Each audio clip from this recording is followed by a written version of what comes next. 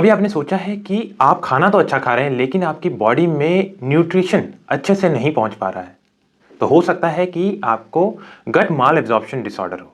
जब आपकी small intestine, जहां से खाना एब्जॉर्ब होता है, वो ठीक तरीके से काम नहीं कर पाती तो फैट्स, मिनरल्स, वाइटामिन, प्रोटीन्स वगैरह एब्जॉर्ब नहीं हो पाते, जिसे हम माल एब्जॉर्प्शन सिंड्रोम्स कहते हैं। इसके कई कारण हो सकते हैं।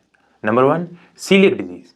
खाने में मौजूद ग्लूटेन से इम्यून रिएक्शन होता है बॉडी में, जिसकी वजह से इंटेस्टिनल सेल के विलाई, जो एब्जॉर्ब करने वाले सरफेस है, वो डैमेज हो जाती है, खाना एब्जॉर्ब नहीं हो पाता, इंटेस्टाइन में इन्फ्लेमेशन हो जाती है। Second, lactose intolerance. कई लोगों की बॉडी में लैक्टेज एंजाइम की डिफिशियंसी होती है, जिसकी वजह से दूध और दूध प्रोडक्ट्स जिसमें लैक्टोज होता है वो एब्जॉर्ब नहीं हो पाता, जैसे ब्लोटिंग और इंडाइजेशन होती है।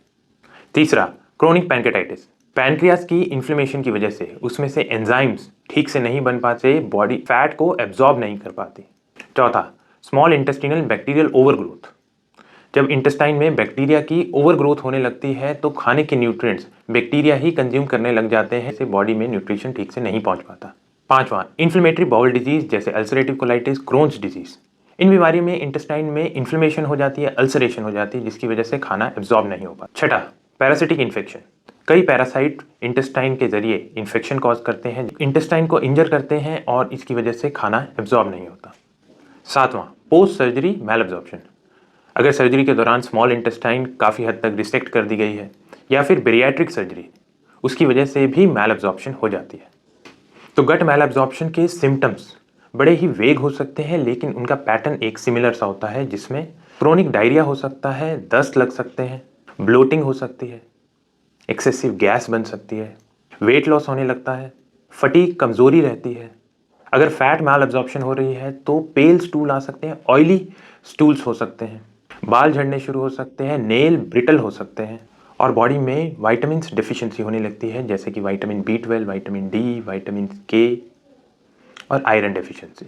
गट माल एब्जॉर्प्शन को डिटेक्ट करने के लिए कई टेस्ट होते हैं, डिपेंडिंग कि क्या कारण है, जिसमें स्टूल टेस्ट किए जा सकते हैं, सीलियक पैनल कर सकते हैं, ब्रेथ टेस्ट करते हैं जो SIBO और लैक्टोज इंटॉलरेंस को डिटेक्ट करता है, एब्डोमिनल अल्ट्रासाउंड किया जा सकता है, ब्लड में विटामिन के लेवल्स टेस्ट कर सकते हैं और कई केसेस में एंडोस्कोपी या बायोप्सी की भी ज़रूरत पड़ती है।